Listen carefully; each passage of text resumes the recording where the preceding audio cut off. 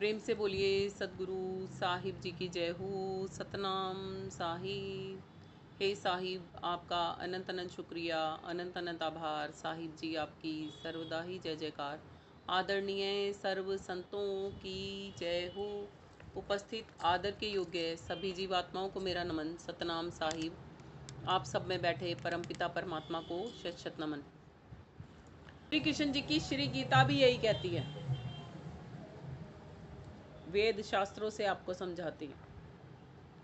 श्री भागवत गीता आपने पढ़ी होगी ना सबने, तो उसमें श्री कृष्ण जी क्या कहते हैं कि आत्मा अविनाशी है, अजर है, अमर है, अछेद्य है, अक्लेद्य है, अशोध्य है, अधेय है ना, अचल है, स्थिर है, सनातन है, पुरातन है। वो आत्मा कर्मानुसार तन धारण कर और छोड़ रही है। और ये तन धारण करना और छोड़ना क्यों चल रहा है उसके साथ में? क्योंकि वो त्रिगुणी मई माया को समझने में असफल है, समर्थवान नहीं है। त्रिगुणमयी माया क्या है? रजगुण, तमगुण और सतोगुण से बनी हुई ये माया, जो कि 5 तत्वों की 3 गुण ही हैं, इनको हम समझ नहीं पा रहे और ना ही इनको समझ के इनका उल्लंघन कर पा रहे हैं। उल्लंघन करना मतलब उनसे विपरीत चल पा रहे हैं। जब तक उनसे विपरीत नहीं चलेंगे, जब तक हम उसी में ही घूमते रहेंगे, तब तक हम कामनाओं में ग्रसित घूमते रहेंगे। और कामनाओं में ग्रसित होने के कारण हम किसी ना किसी देवी या देव को, जो कि वो कामना हमारी पूर्ण करने वाले हमें हैं। जैसे अग्नि देव को आप बुलाओगे तो वो क्या करेगा? कहीं पर भी अग्नि प्रज्वलित कर देगा। जल देवता को बुलाओगे तो क्या करेगा? कहीं पर भी जल गमन कर देगा। वायु देव को बुलाओगे तो क्या करेगा?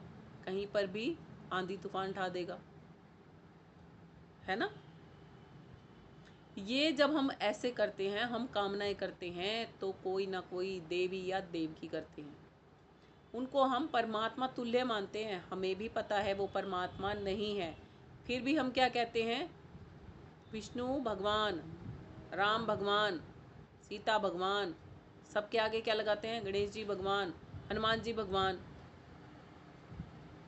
हमें मालूम है कि वो देव हैं, भगवान नहीं है, फिर भी हम ही अपने आप को धोखा देने के लिए उनको ऐसा बोलते हैं। अब वो हमारी कौन सी इच्छाएं पूरी करते हैं? जो उनके बस में होती है। अब जैसे सपोज करो, मेरे पास यदि सोने के जेवर हैं और आप मुझसे मांग रहे हो, यदि तो मैं आप पे खुश हो जाती हूँ तो मैं आपको दे दूंगी ना। खुश होंगी तभी तो दूंगी, बिना खुश हुए तो नहीं दूंगी ना। मेरे पास चांदी चांदी रखी है घर में सपोज करो, तो मैं कब दूंगी वो आपको? जब मैं आप पे खुश होंगी। जो देवी हमें धन धान्य देती है हम उसकी पूजा करते हैं। जो देवियां हमें शिक्षण देती हैं हम उनकी पूजा करते हैं। वो सब घूम फिर के आप देखोगे ना, सारा कुछ, सारा माल मसाला आप कहाँ का मांगते हो कामनाओं में? केवल मात्र संसार का, केवल मात्र संसार का है ना। कोई भी कामना, कितनी भी स्ट्रॉन्ग कामना हो, बताओ कौन सी कामना ऐसी है कि जो आप मांगते हो पर्टिकुलर देवी देवता से, जो संसार की नहीं हो?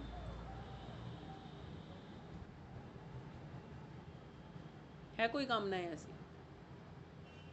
ये काम एक बारी मैंने किया था कि एक बारी देवी के दरबार में जाके बोली मुझे तो भगवान से मिलना है। तो उसी दिन से मेरा रास्ता बदल गया था। फिर मैंने उससे शिकायत की अगली बार जब मैं मिली, क्योंकि मैं उन दिनों दुर्गा की और शिव जी की बहुत पूजा करा करती थी। तो मैंने कहा जब तुझसे भगवान मिलना ही नहीं था तो तूने मुझे इतने टाइम तक रोक के क्यों रखा? कह रही पहले तूने कामना ही नहीं की थी। जब हमारी जैसी इच्छा होती है ना, देखो इसीलिए कहा जाता है जहाँ चाहा वहाँ राहा। आप अपनी सब जने इच्छाएं टटोल सकते हो, केवल उन्हीं आत्माओं को परमात्मा मिलता है इस धरा धाम पे, इस मृत्यु लोक में, जो परमात्मा को किसी ना किसी रूप में पक्का चाहती हैं शिद्दत से कि हे परमात्मा हमें केवल तू चाहिए, तेरे अलावा कुछ नहीं। जिनका इतना डिटर्मिनेशन होता है ना कि परमात्मा के अलावा कुछ नहीं, एक बारी भी ये संकल्प आपके अंदर जरूर चला होगा, तभी आप एक शब्द भेदी संत से मिले होगे। यदि आपके अंदर में ये बात कभी नहीं आई होगी ना, तो हो ही नहीं सकता कि आपको एक शब्द भेदी संत आपके जीवन में आ जाए। जब हमारे जीवन में एक शब्द भेदी संत का आना होता है, जब हमारे अंतःकरण में कहीं ना कहीं कभी ना कभी हमने ये आवाज़ परमात्मा से जरूर लगाई होती है कि हे परमात्मा मुझे तो बस तू चाहिए है। कैसे मिलेगा मैं नहीं जानती। और ये हम प्रार्थना ना सनातनी जो है ना वो हर रोज़ करते हैं। हम एक आरती बोलते हैं ना, ओम जय जगदीश हरे, उसमें हम बोलते हैं कि तुम हो एक अगोचर सबके प्राणपति, किस विधि मिलूं दयामयी तुमको मैं कुमति।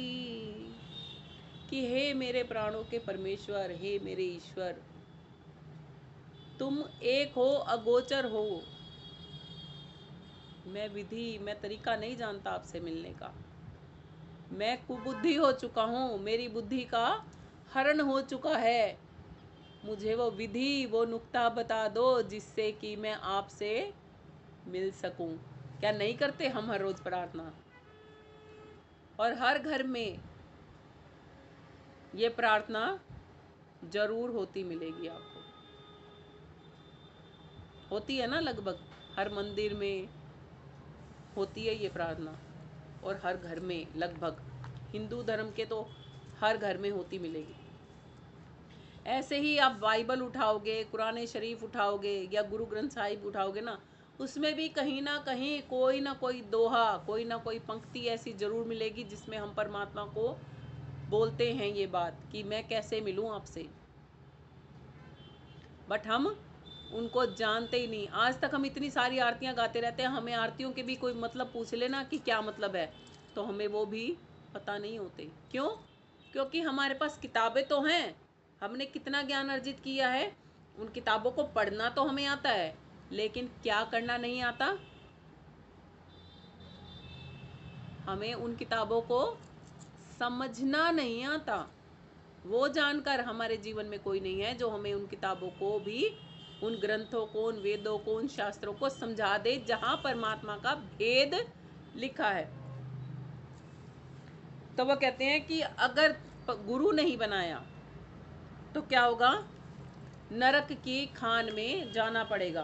कहते हैं गुरु बिन माला को सटकावे। गुरु के बिना हम क्या करते हैं? कोई भी मन मते से माला ले लेते हैं। कोई तुलसी की माला ले लेता है, कोई स्फटिक होता है ना, स्फटिक की माला ले लेता है, कोई रुद्राक्ष की माला ले लेता है, कोई कमलगट्टे की माला ले लेता है। होती है ना बहुत सारी मालाएं, और सबके मंदिरों में कोई ना कोई माला मिल ही जाएगी।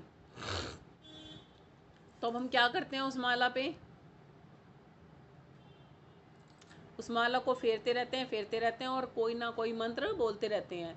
राम राम, ओम नमः शिवाय, राधा स्वामी हम एक आरती बोलते हैं ना, ओम जय जगदीश हरे, उसमें हम बोलते हैं कि तुम हो एक अगोचर सबके प्राणपति, किस विधि मिलूं दयामयी तुमको मैं कुमति। कि हे मेरे प्राणों के परमेश्वर, हे मेरे ईश्वर, तुम एक हो, अगोचर हो। मैं विधि, मैं तरीका नहीं जानता आपसे मिलने का। मैं कुबुद्धि हो चुका हूँ, मेरी बुद्धि का हरण हो चुका है। मुझे वो विधि, वो नुक्ता बता दो जिससे कि मैं आपसे मिल सकूं। क्या नहीं करते हम हर रोज प्रार्थना? और हर घर में ये प्रार्थना जरूर होती मिलेगी आपको।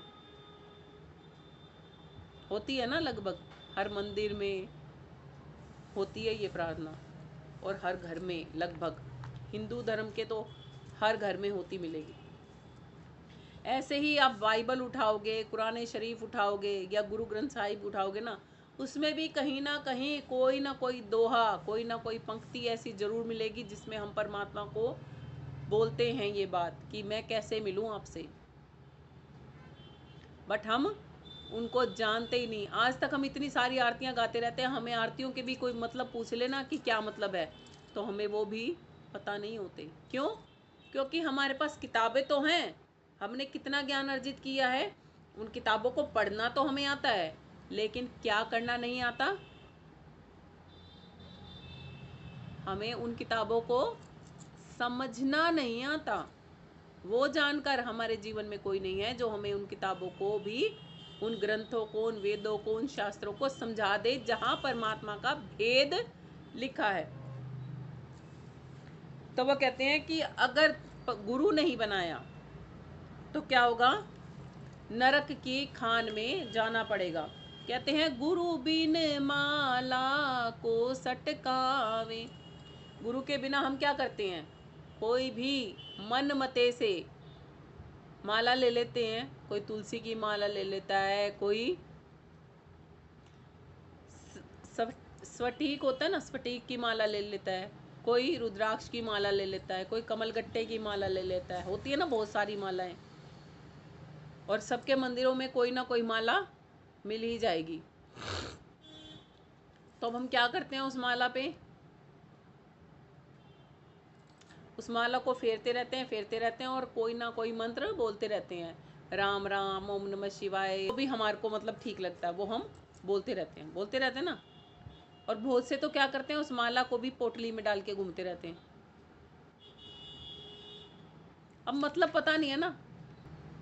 जप मरे अजप्पा मरे, अनहद भी मर जाए, सुरती समानी शब्द में ताको काल न खाए।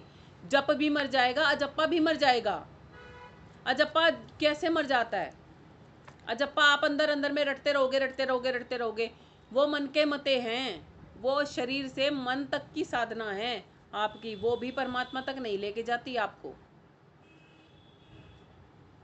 अनहद नाद की साधना जो आप करते हो ना, वो भी आपके मन को स्थिर करने का काम करती है, वो भी परमात्मा तक आपको नहीं लेके जाती।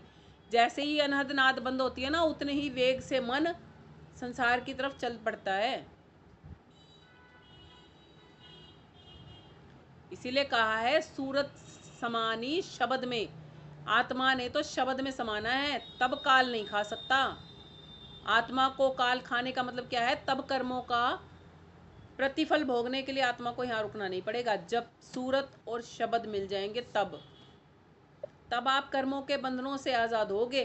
तब आपकी वो ज्ञान अग्नि, वो ब्रह्म अग्नि काम करेगी आपके लिए कि आपके शुभ अशुभ तमाम कर्म भस्म में हो जाएंगे। बिल्कुल वैसे ही जैसे प्रज्वलित अग्नि में आप तमाम ईंधन, अच्छे ईंधन या बुरे ईंधन, कुछ भी अग्नि में डालोगे तो सब कुछ भस्म में कर देती है ना अग्नि। ऐसे ही जब आपके सामने शब्द आ जाएगा ना, और आप सुरती जिसके अंदर में इतने सारे कर्म पड़े हैं, वो अपने एक एक कर्म उस शब्द को अर्पित करती रहेगी, करती रहेगी, करती रहेगी। बिल्कुल वैसे ही जैसे हम हवन करते हैं ना, संसार में क्या करते हैं? अग्नि प्रज्वलित करते हैं।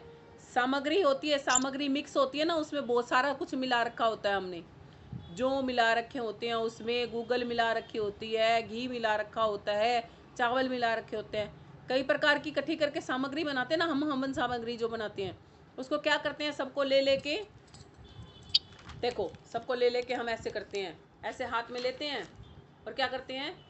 स्वाहा स्वाहा ऐसे करते हैं ना। स्वाहा कर देना मतलब उसमें ही अर्पित करते चले जाना। ऐसे करते कि नहीं करते? ऐसे ही जो आत्मा के अंदर में कर्म है ना, वो भी परमात्मा को वो स्वाहा करती चली जाती है।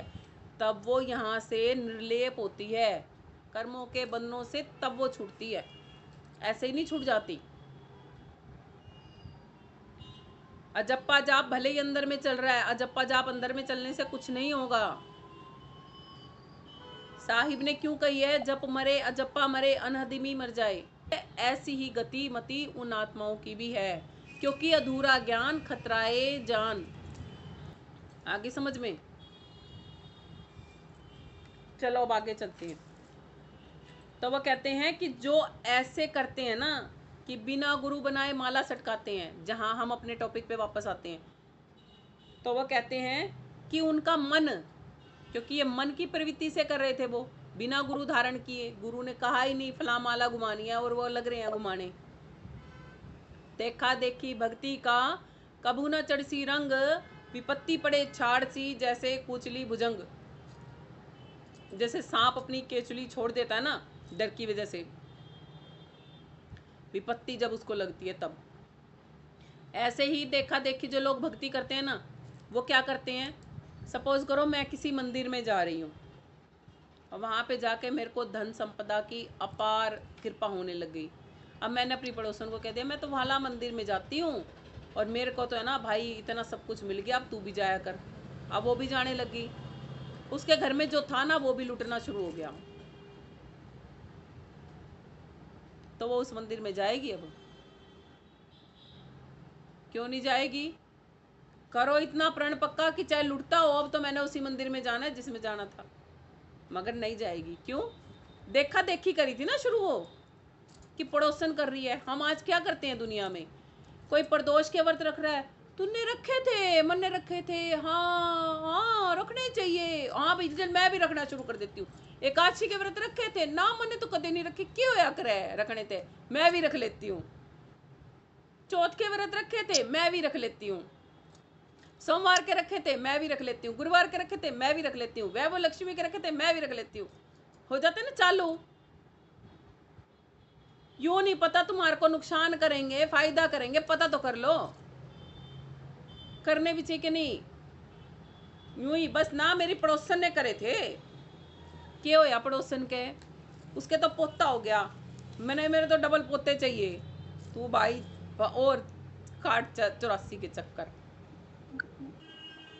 इसीलिए कहा जाता है हे साहिब जो कुछ है सो तेरा, तेरा तुझको सौंप दिया, अब कुछ नहीं लगता मेरा। भजन बिना जन्म व्यर्थ गवाया, कैसे होगा कल्याण निगुरा नहीं रहना। कि ये सुंदर हीरे जैसी काया मिली हुई है। अब पता है लोग इस काया से भी दुखी हैं। कैसे दुखी हैं पता है? बाहर वाले लोगों से तो दुखी हैं, इस शरीर से भी दुखी हैं। कोई कहेगा मेरे को ये दुख, मेरे को वो दुख, है ना जी, आज तो मेरा सर दुख रहा है, आज तो मेरा पेट दुख रहा है। तो फिर आगे क्या कहते हैं, जो हरि भजन नहीं करते ना, उनका जन्म कैसे जाता है, बेकार जाता है। क्योंकि ये सुंदर काया लेके प्रभु भक्ति के लिए मिली थी ये सुंदर काया, और हमने क्या कर दिया, इससे सारा केवल संसार कमाए और संसार से कर्मों के बंधन कमाए प्रतिफल के रूप में नए तन पाने के लिए। अब नए तन जो नहीं पाना चाहता तो वो यहीं पे ही ब्रेक भी लगा लेगा। ठीक है, कहते हैं जब भजन नहीं किया तो फिर तेरा कल्याण कैसे होगा, और जो भजन करते हैं उनका कल्याण निश्चित है। और कहते हैं मनुष्य का तन पाया था ना, ये कौन सी बारी थी, ये कौन सी टर्न है, अब के हरि मिलने की बारी। और हमें कहते भी हैं तुलसी साहिब जी भी कि बड़े भाग्य मानुष तन पावा, सुर दुर्लभ सदग्रंथन गावा, साधन धाम मोक्ष करी द्वारा, पाई न जही परलोक सवारा। कि यह आत्मा बड़ी भाग्यशाली हो, आज मनुष्य के तन में बैठी हो। ये तन देवताओं को भी दुर्लभ है, जो आपको सहजता में सुलभ हो रखा है। और इसको पा करके यदि आपने परलोक नहीं सवारा तो फिर कुछ नहीं सवारा, है ना, फिर तो जीवन व्यर्थ कर दिया। तो इसलिए कहते हैं अगर जीती बाजी तू हार गया, हरि से मिलन नहीं किया तो क्या होगा, परमात्मा की भक्ति नहीं की तो जीती हुई बाजी, यानी कि मनुष्य का तन जो हाथ में आए वही ये बाजी जीत के मिलता है, तो ये हम हार जाएंगे। और क्या होगा, फिर से 84 में जाना पड़ जाएगा। तो कहते हैं सुन ले धर कर ध्यान निगुरा नहीं रहना, कि ध्यान दे के सुन ले कि क्या नहीं रहना, निगुरा नहीं रहना। सुन ओ चतुर सुजान, निगुरा नहीं रहना। आगे कहते हैं कि जो इस बात को नहीं मानते, जो प्रभु भक्ति नहीं करते, जो प्रभु प्राप्ति नहीं करते, जो सही मायने में सच्चे शब्द भेदी संतों का संग नहीं करते, उनके लिए क्या कहते हैं वो? कहते हैं निगुरा होता आँख का अंधा। ये वाली आंखों का अंधा नहीं कह रहे उसको। ये कहते हैं ना लोग, हरियाणवी में कहावत है ना कि तेरी बाहर वाली तो बेरानी ठीक है कि नहीं, अब तेरी माथे वाली भी फूट गई के। वो माथे वाली का क्या मतलब है? यानी कि विवेक की आंख, वो ज्ञान की आंख, वो भी बंद हो गई क्या? कहते हैं वो इतना निगुरा इस प्रकार का अंधा हो जाता है कि वो केवल ये मायामयी दुनिया कमाने में ही खूब करे संसार का धंधा, इस दुनिया को कमाने में ही जुटा पड़ा रहता है। और क्या करता है? अभिमान करता है। किस चीज़ का अभिमान करता है? मैंने मेहनत की थी, मेरी मेहनत का फल है यो, कोठी गाड़ रखी मैंने, किसे पे लिया को नहीं, है ना? तेरी मेहनत का फल के बच्चे, पहले तू ये तो बता दे, ये तन कहाँ से आया था तेरा? इस तन में जो ये मेहनत करने के लिए जान है, वो कहाँ से आई थी तेरे अंदर में? किस चीज का अभिमान? जिस दिन वो खींच लेगा ना अपनी ताकत को, उस दिन करके दिखाना अभिमान, उस दिन चला के दिखाना इस तन को, और फिर कमा के दिखाना धन को, और फिर कहना मैंने तो कोठी अपनी मेहनत तक गाड़ी थी, फिर पता चलेगा। ऐसे ऐसे लोग भरे पड़े हैं इस दुनिया में कि जो इतना अभिमान करते हैं कि सामने वाले को कुछ समझते ही नहीं। वो परमात्मा को परमात्मा भी नहीं समझते, सोचते हैं पता नहीं कहाँ की चिड़िया है, राम नहीं हो गए जैसे तो कोई चिड़िया हो गया, ऐसे सोचते हैं वो लोग। अपने आप को ही सर्वश्रेष्ठ समझते हैं वो लोग। कहते हैं इतना अभिमान भरा पड़ा है उनमें, और उनका फिर कल्याण बताओ कैसे हो जाएगा?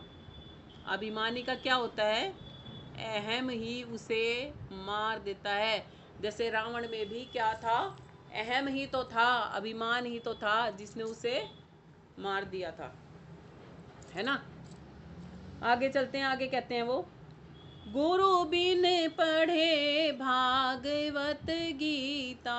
चाहे भागवत पढ़ लो, चाहे गीता पढ़ लो, चाहे वेद पढ़ लो, चाहे पुराण पढ़ लो, चाहे रामचरितमानस पढ़ लो, चाहे रामायण पढ़ लो, कुछ भी क्यों ना पढ़ लो, क्या होगा? गुरु के बिना पढ़ोगे तो उसमें लिखा हुआ सार समझ में ही नहीं आएगा। पढ़ पढ़ के, पोथी पढ़ पढ़ के पत्थर भये, लिख लिख कर भय ईंट, कहें कबीर सतनाम की लगी ना एक भी छींट। पोथियां पढ़ पढ़ के पंडित भी बन गए ना, तो भी सतनाम को बिना जाने नरक में ही जाओगे। इतना बड़ा विधान है। और पंडित जिनको ब्राह्मण हम कहते हैं, ब्रह्म को जानने वाला ही केवल ब्राह्मण होता है। और पाठन पठन को जो सीख जाता है ना, वो विप्र हो सकता है। हम जन्मजात शूद्र होते हैं, और हम द्विज भी बन सकते हैं ज्ञान को प्राप्त करके, लेकिन ब्रह्म को जाने बिना हम ब्राह्मण नहीं बन सकते। तो कहते हैं जो गुरु के बिना पढ़ते हैं भागवत गीता, उनको क्या होता है? उनको राम मिले नहीं सीता। उनको ना ही तो परमात्मा रूपी राम मिलता, और ना ही वो सीता रूपी आत्मा को जान पाते हैं। चाहे पढ़ लो वेद पुराण, चाहे कितने भी वेद पुराण घर में बैठे बैठे पढ़ते रहो, मगर गुरु का संग बिना किए कुछ भी समझ में नहीं आएगा। और अभिमानी बन जाओगे। ज्ञान के भी अभिमानी होते हैं हम, कि हाँ मुझे बहुत कुछ आता है। बहुत सौ को होता है संस्कृत में ऐसे चटाचट श्लोक बोलते हैं, सोचते हैं हमारे से ज़्यादा उच्चा ज्ञानी कोई नहीं है। अरे उसका क्या बनेगा बोलने से, उसकी जब ज्ञान को समझा ही नहीं तो। आगे साहिब कहते हैं, भेदी गुरु की शरण में जाके जिन्होंने आत्मज्ञान परमात्म ज्ञान प्राप्त करना है ना, ये उनके लिए बता रहे हैं। भेदी गुरु की शरण में जाके शरदा भाव पूरा बना के ले लो आत्म ज्ञान, निगुरा नहीं रहना। श्री कृष्ण जी भी कहते हैं, मैं ज्योति साम अपि तत् ज्योति तमसे परम उच्यते ज्ञानम ज्ञेयम ज्ञान गम्य हृदय सर्वस्व वशिष्ठम, कि हे अर्जुन, यदि तू मुझे प्राप्त करना चाहता है तो मैं ज्योतियों का भी ज्योति हूँ, अंधकार से अत्यंत परे हूँ, तत्व रूप में प्राप्त करने योग्य हूँ, ज्ञान रूप में जानने योग्य हूँ। और मैं कहाँ मिलूंगा? मैं तत्वदर्शी संतों की शरण में मिलूंगा। तत्विधि प्रेणी पाते ने प्री प्रसन्ने सेवाए उपदेशंति ते ज्ञानम, ज्ञानी ने तत्वदर्शी ने, कि हे अर्जुन, जब जो आत्मा तत्वदर्शी संतों की शरण में जाएगी, श्रद्धा भाव से दंडवत प्रणाम करेगी, उनकी सेवा करेगी और उनसे प्रश्न करेगी, तो वो उसको प्रश्न के फल के रूप में उस पर प्रसन्न होकर, उस पर खुश होकर, उसकी सेवा से खुश होकर उसको आत्मज्ञान का उपदेश कर देंगे। उससे क्या होगा? जान पाएंगे, जिससे कि क्या होगा? हमारे अंदर में ब्रह्म अग्नि उद्गारित होगी। बिल्कुल वैसे ही जैसे प्रज्वलित अग्नि में तमाम ईंधन जो भी हम डालते हैं वो भस्ममय हो जाते हैं, वैसे ही ज्ञान अग्नि में, ब्रह्म ज्ञान अग्नि में सभी कर्म भस्ममय हो जाते हैं। सभी कर्म, पाप कर्म और पुण्य सभी कर्म भस्ममय हो जाते हैं, जिससे कि आत्मा निर्बंध हो जाती है। ये तो श्री कृष्ण जी ने श्री गीता में इतना बता रखा है, और फिर भी हम नेक नहीं मानते। वो कहते हैं ना वेदे न च क्रिया भी तपो भी उग्र, कि हे अर्जुन, ना ही तो मैं वेदों के पाठन पठन से, ना ही मैं उग्र तपो से, ना ही दान करने से, ना ही हवन करने से, ना ही व्रत तीर्थ होम आदि कुछ भी करने से प्राप्त किया जा सकता हूँ। मेरा यह विनाशी रूप जैसा तूने देखा है, वैसा संसार के प्राणी समुदाय मूढ़ अज्ञानी अधमी जो कि केवल देवताओं को ही पूजते घूमते रहते हैं, उनको कभी भी प्राप्त नहीं होता। जो जिस देवता की पूजा करता है, कामना अनुसार मैं उस देवता में ही उसकी आसक्ति को पक्का कर देता हूँ, मगर वो मूढ़ अज्ञानी लोग मुझे कभी भी प्राप्त नहीं कर पाते। कृष्ण जी कहते हैं श्री गीता में, वो कहते हैं कि मैं भी एक अन्य सत्पुरुष है जिसकी खुद आराधना करता हूँ। लोग मुझको ही नहीं जानते, उसको कहाँ से जानेंगे? श्री गीता में इतना सब कुछ बताने के बाद भी हम निरे मूर्खों की तरह कहाँ घूम रहे हैं? 7 कमल देव ऋषि जाना, अष्टम कमल उन्होंने नहीं जाना। अष्टम कमल जाने बिना मुक्ति नहीं होती, और अष्टम कमल जानेगा सोई जिसका गुरु पूरा होई। 7 कमल से परे अष्ट कमल दल पे जब ध्यान लगाया जाता है ना, तब सिद्ध होता है अमृत योग। इससे ज्यादा अमृत कहाँ बरसेगा कि आपको सत्संग मिल रहा है? और कहाँ से अमृत बरसेगा? अमृत का मतलब क्या होता है? अमृत, जो मरने ना दे वो अमृत। मृत अलग, अमृत समझ लो, मरने नहीं देगा ये ज्ञान आपको। इतना अमृत बरस गया मालिक का, हम बहुत ज़्यादा धन्य हैं कि वो हमें इतना सब कुछ समझाते हैं। हम उनके दिखाए गए रास्ते पर उनकी ही दया से चल पाते हैं। इसलिए मैं तो उनका अनंत अनंत शुक्रिया हर बार करती हूँ, अभी भी करती हूँ कि हे साहिब, आपका अनंत अनंत शुक्रिया, अनंत अनंत आभार। साहिब जी आपकी सर्वदा ही जय जयकार। प्रेम से बोलिए सतगुरु साहिब जी की जय हो।